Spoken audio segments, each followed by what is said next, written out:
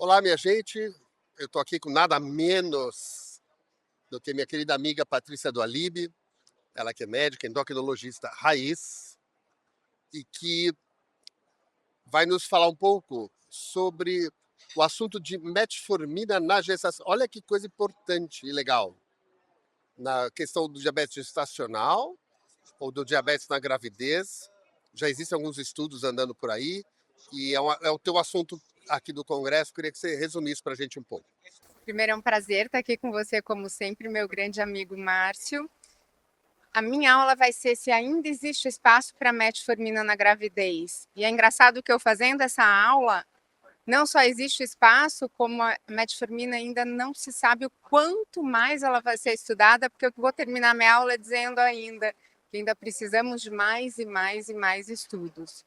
Existem dois cenários hoje para metformina na gravidez. Existe o cenário da metformina para o diabetes mellitus gestacional e o cenário da metformina para as mulheres que têm diabetes, principalmente diabetes tipo 2, que engravidam. Para o diabetes mellitus gestacional, hoje ela já é considerada classe B.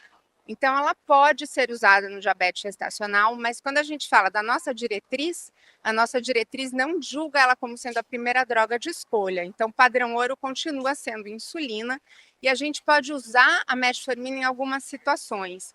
Por exemplo, se a mulher está sendo insulinizada com doses muito altas, mais de 2 unidades por quilo por dia, ou se a mãe está tendo um ganho de peso excessivo, ou até se o bebê está muito grande, a gente pode associar a metformina. Como primeira escolha, tem algumas situações que a gente pode usar. Por exemplo, se o uso da insulina levar essa mãe a um estresse muito grande, ela tem paura de agulha, ou se essa mulher tem alguma doença mental e ela não consegue se aplicar a insulina, ou se ela mora em nosso Brasil é muito grande. Ela mora numa região em que ela não consegue manter a insulina, não tem a geladeira e não consegue manter, a gente pode falar numa mulher índia, né, no Xingu, que não consegue manter essa insulina a 29 graus. Ela também pode ser uma opção como primeira escolha. E é mais importante do que a gente indicar é saber em que mulher a gente vai contraindicar. Porque os estudos com metformina em mulher com diabetes gestacional mostraram que podem ter bebês pequenos para a idade gestacional. E esse mecanismo todo existe um porquê. Depois a gente pode até conversar disso.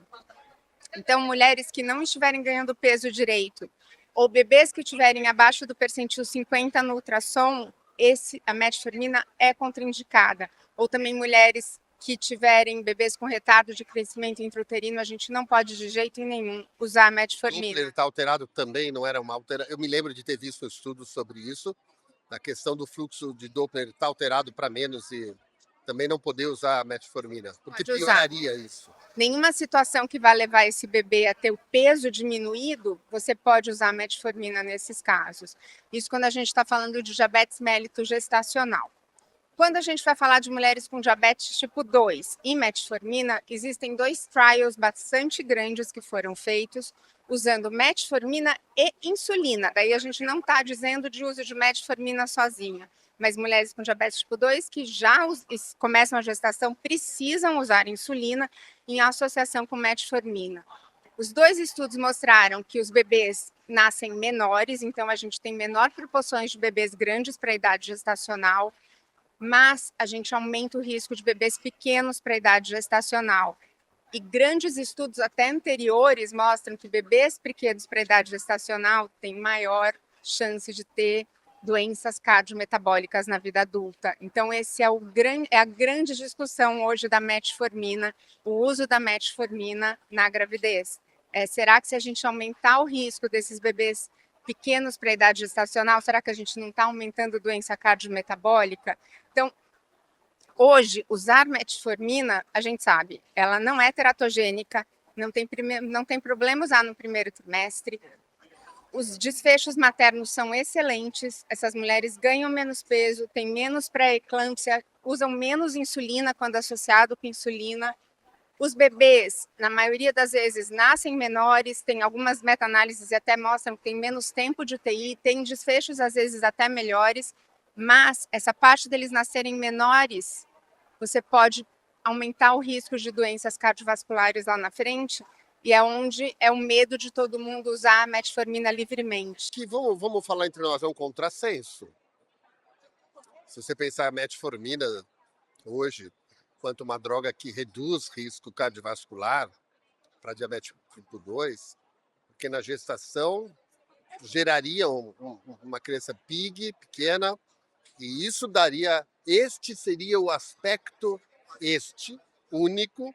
Como é que você consegue separar isso? Eu não consigo acreditar que isso possa ser verdade. Pode ser que são análises observacionais, mas dizer que foi por causa da metformina na gravidez, que eles nasceram PIG, que este PIG, por conta da metformina, é a causa da doença cardiovascular do futuro, não é muita coisa, não?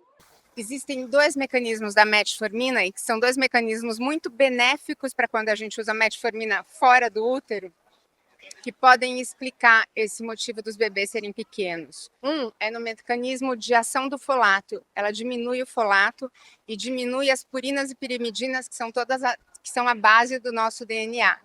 Isso tem até estudos que me falam que podem aumentar a longevidade, que seria um mecanismo muito interessante para fora do útero, mas intraútero a gente não sabe como isso poderia agir. O outro é na mTOR, que é uma proteína de síntese proteica e que ela inibe a mTOR.